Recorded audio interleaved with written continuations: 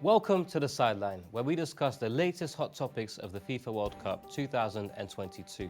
I'm your host, Hamza Khayoun. Today, we'll examine the little discussed relationship between colonialism and football. Have Western European teams got an unfair advantage due to their colonial past and present? Who is actually doing the winning if the team that wins has players from all over its former empire? We'll hear from experts on this subject, but before that, we have a very special report on some prominent children of empire playing for the countries which colonized their forefathers.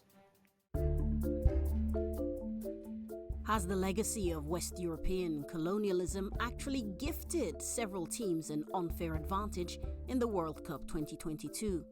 Many of the teams tipped for success have benefited from empires that stretched into the global south over the last few hundred years. For that reason, the teams have a vast wealth of human resources to draw upon, even while some of those countries enact harsh policies towards refugees and migrants. The Netherlands team enjoys the presence of several key players from former colonies, with both Steve Bergwijn and Xavi Simons hailing from Suriname, which suffered under Dutch imperial domination for 300 years. Some of the most heavily relied upon players in the England team are descended from former British colonies. Bukayo Saka, who has hammered home some vital goals for the side, was born to Nigerian parents. The area that became Nigeria was under the yoke of British imperial rule for over a century. Raheem Sterling, who scored 19 goals in 77 games for England, descends from Jamaica, an island invaded by the English in 1655 and occupied until 1962. Another England star originating elsewhere is Marcus Rashford, who scored 13 goals in 48 games for the side. He has roots in St. Kitts, which was invaded by the British in 1623 and only gained independence in 1983. However, the French team is the most obvious example of all of this. Important players like Aurélien Tchouameni, William Saliba and Kylian Mbappé all descended from Cameroon. The country was colonized by France, with some estimating that the French killed almost 500,000 people there between 1959 and 1964 alone. Christopher Nkunku and Randall Kolo Muani also originated from the Congo, which was invaded by the French in the 1880s. French defender Raphael Varane also hails from the Caribbean island of Martinique, which is still to this day a French colony, having been occupied in 1635. Other French players who did not make it to this World Cup, like Paul Pogba, N'Golo Kante, and the iconic Karim Benzema, all hail from former French overseas territories too. The fruits of colonialism are still being reaped by the imperial powers of Western Europe. We are joined in the studio by our resident football analyst, Haider. Mo was a key figure in the development of Arsenal Fan TV, where he was eventually dismissed for his public support for the Palestinian cause. Now he runs his own YouTube channel, where he provides cutting-edge analysis and incisive commentary on the latest Arsenal games. We are joined in the studio by Bechkoum. Enes is a European football analyst and avid grassroots player. Thank you for joining me, gentlemen. Enes, surely colonialism and football are separate? I don't think we can separate the two things, especially when the countries in question directly benefit from their colonialist past. We only have to look at one of the first games of the World Cup this year, whereby England beat Iran 6-2. And if it wasn't for England's history of colonialism, it could be argued that Iran would have actually won the game 2-0, with all of the goal scorers of England being from various different countries, actually. Mo, are you surprised that this phenomenon is so widespread?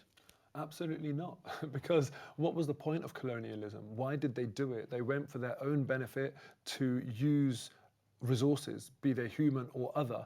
And now we're seeing a form of neo-colonialism, where they're still enjoying the legacy of that past, and now it's in the form of football players that they're using for their own benefit and to further their own cause and successes. And as the French really do seem to be a glaring example of this, right? They are indeed, in the sense of current terms, but also historically as well. If we look at the team that they fielded against Tunisia, there was only one player of French origin playing for the French side. We can look at it historically as well. You know, France have had 5 winners of the prestigious Ballon d'Or award, and only one of those players was actually of French origin, Jean-Pierre Papin. So yes, they are indeed a glaring example of this. Mo, do you think that France could be as successful as it has been without the human resources obtained through colonialism? Well, look, you know, if we look at the players in question here and we look at what they've done for France and French football, the likes of Zidane, Thierry Henry, Patrick Vieira, now Kylian Mbappe, who's the star of this French team, I think it's quite clear that the benefit that they have brought would have made France considerably less successful if they weren't part of that French. What was your favourite Zidane moment? Favourite Zidane moment? I prefer to remember him for the great things that he did, and he actually came on the stage with Real Madrid, that goal in the Champions League final against Bayer Leverkusen. Anas, what was your favourite Zidane moment?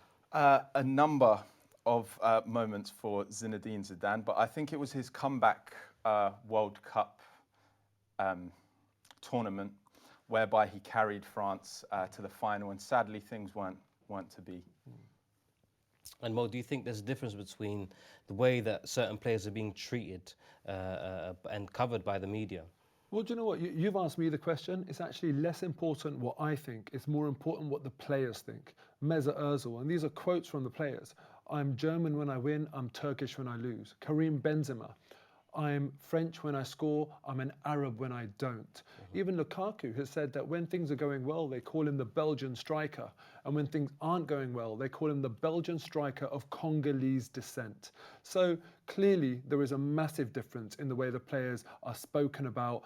And even in reporting, often the imagery associated with victories will show certain players, the imagery shown with defeats in the media of different players. And what do you think of the coverage of Raheem Sterling? The coverage of Raheem Sterling is disgraceful. There's examples of media in England where they're covering the fact that he bought his mother a house in a critical way, talking about the value and sort of the lavishness of it, compared to other footballers, other counterparts who have done exactly the same thing but received significantly different tone during that coverage. Anas, what do you think about that? I think it's clear to see that certain players are treated differently when it comes to their performances. If we look at the last Euros tournament, plenty of players on the journey to the final were lauded by the English public. And then sadly in the final, when 3 particular players missed penalties, they were subject to disgusting racist abuse. So I think it's clear to see, sadly. And Mo, there have been some cases of players who have switched nationalities from one country to another, even after playing for a national team in their senior side. What examples of this are there, and why does that happen? Well, it's quite rare. The reason why it happens is that the rules have changed over time, but the current FIFA rule is if you've played for your national team more than 3 times, you cannot switch. But if it's 3 or less, then you can actually switch. Examples of this would be Wilfried Zaha, who's a standout performer in the Premier League this year, who did represent England, but now plays for Ivory Coast. Declan Rice changed from Ireland to England, and Diego Costa strangely changed from Brazil to Spain, which is a more weird example given that they're 2 very, very promising football nations. But the reason why this was done was to prevent countries stockpiling players, basically saying, here's 1 cap, you're now only able to represent our national team. So really it's fighting that colonial mentality. And Mo, is there any example of players who could have played for their colonizing country but chose to play for the country of their roots? Yeah, absolutely there are. They're quite rare, I have to admit, but Riyad Mahrez is one who could have played for France, instead plays for Algeria, and actually led Algeria to glory in the African Cup of Nations. Another example is Kalidou Koulibaly, a commanding Senegalese centre-back who could have played for France, but actually he this is a quote, he actually said, I want to be an important part of Senegalese football. So there are examples, though they are quite few and far between. Thank you very much. Unfortunately, we're out of time. Thank you for joining us on the sideline today. Please stay tuned on all platforms. We'll be back throughout the tournament with more debate and more analysis. Until then, goodbye for now.